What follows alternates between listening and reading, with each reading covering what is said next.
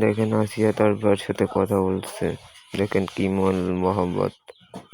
বাবার অভাব করলে পূরণ, তুমি বিলিয়েছ ছায়া বাবার মতন, মুখে ফুটিয়েছ হাসি অবিরত। তুমি আমার দুনিয়া,